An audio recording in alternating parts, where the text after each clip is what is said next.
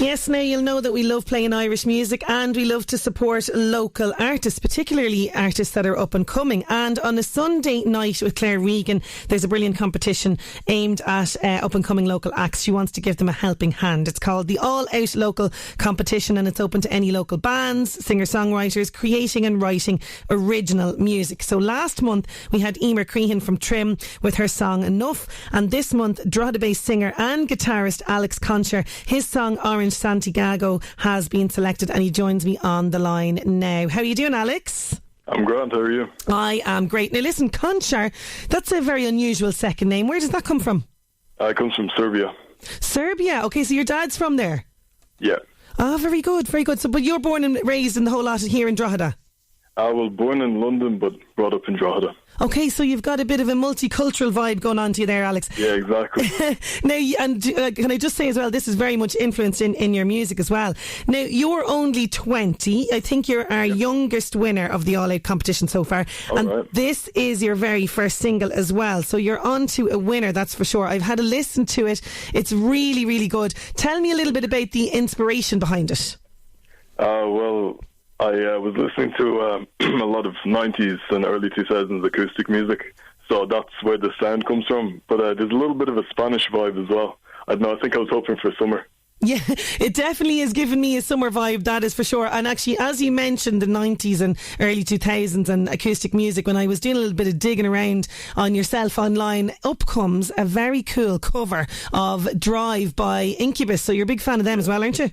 Yeah, very good band. Yeah, and would this have been a musical influence of yours growing up, or what would your musical influences have been? I found them last summer. I was going through a little bit of a binge on YouTube looking for some good old music. But I don't know, I just write whatever comes to mind. So I guess whatever I was listening to recently pops up more in the music.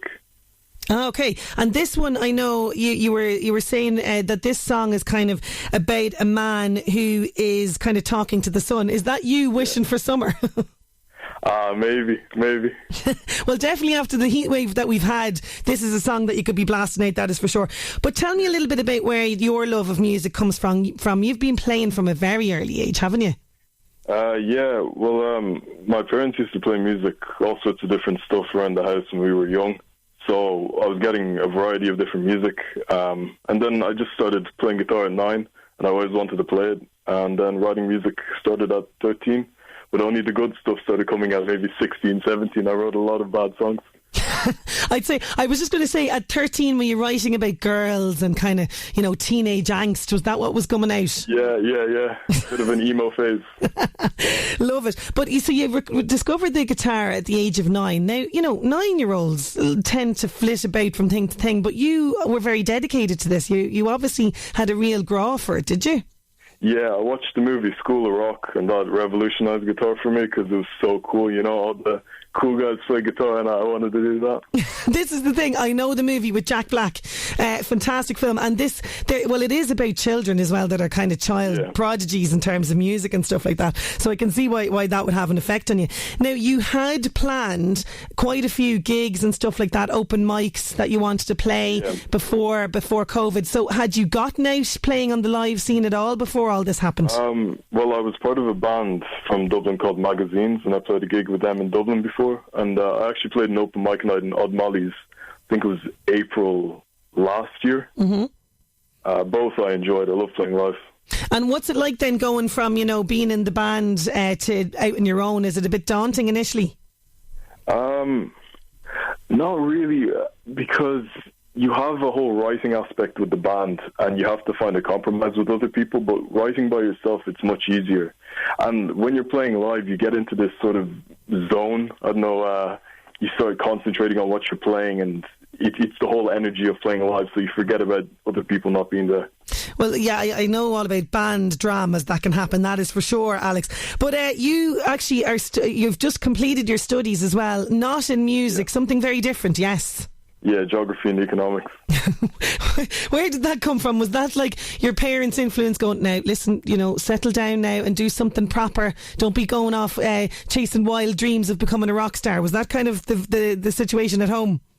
No, I didn't really like what I was doing in secondary school. I just wanted to do music and acting, but my mom said, oh yeah, you should look for a plan B, and went for geography and economics. I don't regret it. It wasn't bad, you know. Yeah, and you'll have something good to fall back on, which is fantastic. So, you know, the situation obviously with COVID means we can't gig at the moment. We can't experience live music in pubs. Are going to be very, very different. Like you mentioned, Odd Molly's there. It's going to be so different when they actually do resume. Are you worried about that at all in terms of being able to perform live, or are you hopeful that down the line things might lift a bit more? Well, I'm finding quite a few opportunities of getting my music out there and getting my music promoted online. But you need to play in front of people. It's a better way of connecting, and there's definitely a personal level when you're playing live. So hopefully things clear up. Maybe by next year, everybody can start playing live again. Yeah, you're so right. It really does bring people together. And you know what? Live music and just music in general is fantastic for mental health. I imagine in lockdown you're probably perfecting an awful lot of songwriting and guitar playing, are you? Yeah, a lot of recording, a lot of unfinished tracks that will hopefully come out soon. Fantastic. Okay, well listen, people are going to hear this song for the first time on my show now, but they're going to be hearing an awful lot more of this as the week goes on. It's a fantastic opportunity for you. I'm delighted that you're a chosen artist for the month of June. And listen, best of luck with the music, and thanks so much for joining me on the show. Thank you so much. Not at all. This is Alex Konchar, and it's his song Orange Santiago.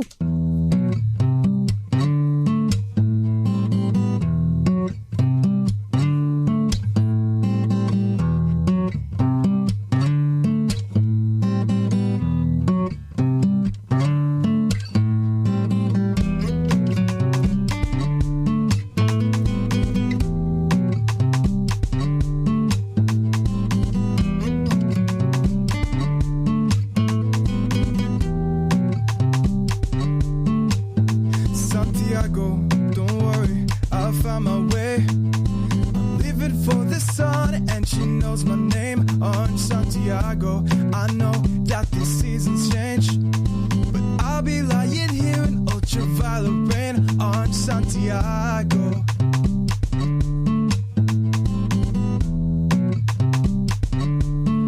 Orange Santiago.